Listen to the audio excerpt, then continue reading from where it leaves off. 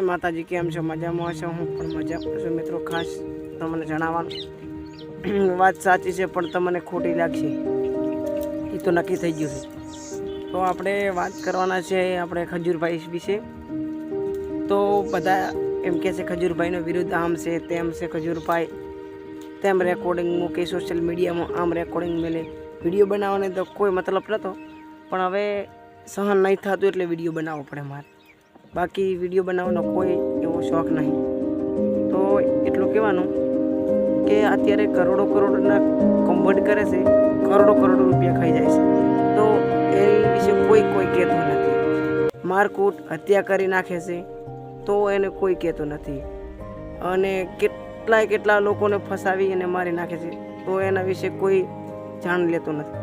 અને આ પહેલો કિસ્સો કરી નાખ્યો અને આમ કરી નાખ્યો એટલામાં તો આખી સોશિયલ મીડિયામાં ખજૂરભાઈ તો જણાવવાનું છે કે ખજૂરભાઈએ શું કર્યું. ખજૂરભાઈએ કેટલાના દુઆ લીધી, કેટલાની ખજૂરભાઈએ સારા કામ કર્યા. ખજૂરભાઈએ 379 ઘર બનાવ્યા છે. ખજૂરભાઈએ એ ખજૂરભાઈનું કામ બોલે છે, ગરીબોની દુઆ બોલે છે. તો ખાસ જણાવવાનો કે ખોટા વિરોધ મેલી ગયો. અને આવા લોકોની તો તમે શું લેવા વિરોધ કરો છો? ખજૂરભાઈએ આહુડા નોખાયા છે, લોકોના આંસુ નુખાયા. ખબર પડી? ખજૂરભાઈનો વાળ પણ વાંકો નહીં થાય. આપણે ફૂલ ખજૂરભાઈના સપોર્ટમાં છીએ. બાકી ભલે ખજૂરભાઈ ગમે તેટલો કરે, ખજૂરભાઈ ભલે લૂંટે, ગમે તેને ભલે લૂંટી લીધા પણ કામ તો સાચું કરે છે ને. 100% કમાય તો એમાં 3% તો ખજૂરભાઈ ગરીબોમાં વાપરે છે. ખબર પડી? ખજૂરભાઈને આપણે ફૂલ સપોર્ટ છે. ખજૂરભાઈના મસાલા, ખજૂરભાઈનું સિંગ તેલ બડી ધૂમથી લ્યો અને બિંદાસથી લ્યો. વિરોધ કરતા હોય ને એને કરવા દો. માર્કેટમાં વિરોધ કોનો થાય ખબર છે? જેનું હાલી ગયું હોય ને એનો વિરોધ થાય. બાકી વિરોધ ચીડે પડો નહીં. અત્યારે સોશિયલ મીડિયા છે, પૈસા કમાવાનું રાખો.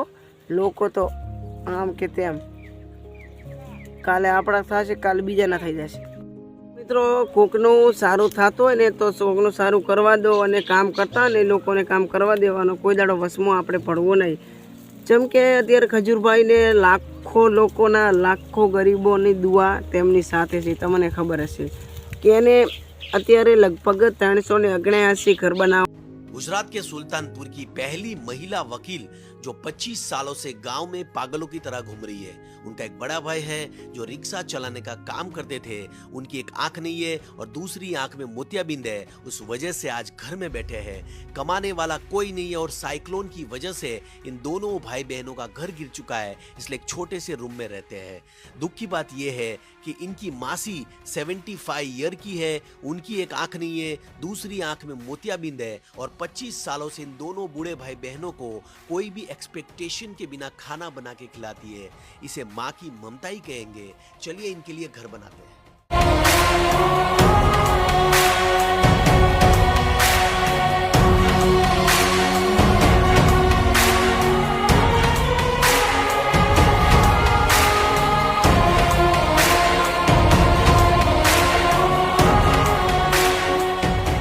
એક બે ઘર નથી બનાવ્યું. તમે એક ઘર બનાવો ને તો તમને ખબર પડે કે કેવી રીતે ઘર બને છે ને કેવી રીતે વિરોધ થાય છે. આ તો ઓલી વાત થઈ ને કે બાજુ ઉપર ફરતું હતું ને ઊંદેડું બહાર નીકળી ગયું અને જેવી બાજની નજર પડી ઊંદાડાને થોડા કે જ બખણિયા વગાડ્યા. એમાં તો ઊંદેડો દરમો જઈને આખી સમાજને કહેવા મળ્યો, હું આમ છું, હું તેમ છું, ઓલું કરી નાખીશ. ઉંદરની રીતે ભાઈ ઉંદર જ હોય અને બાજની રીતે બાજ હોય. કોઈ દાડો ઉપર ન જવાય. ચકલીઓ કોઈ દાડો બાજ ન બને. એ તો નક્કી થઈ ગયું છે ને.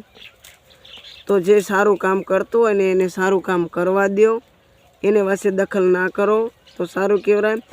અને ખોટા વિરોધ જેનો હાલી ગયો હોય ને એના જ થાય છે. એ તો મને ખબર છે. પણ એક વાત જણાવવાની કે એ લોકોએ શું નથી કર્યું ગરીબોને. પડખે આવીને ઊભો રહ્યો, આહુડા નોખાળ્યા છે ગરીબોને. આમ વાતે જવા દો. હું તો ખજૂરભાઈનો ઉપકાર માનું એટલો ઓછો છે, આભાર માનું એટલો ઓછો છે. મારા માટે ભગવાન છે બસ ને. જે લોકોને જે કરવું કરી લે. આપણા માટે તો ભગવાન છે અને ભગવાન રહેવાના. ભલે ગમે તેઓ 5 કરોડનું 10 કરોડનું કન્વર્ટ કરી નાખે તો આપણા માટે તો ભગવાન છે. બાકી સોશિયલ મીડિયાવાળા તો થોડુંક હોય ને તો ચાંય લગાડી દે. એવું ના કરો. ખોટું કોઈક મદદ કરતું હોય ને 5 લોકોની તો એના પડખે ઊભું રહેવાનું હોય, એનો વિરોધ ન કરવાનો હોય. ખબર પડી ને?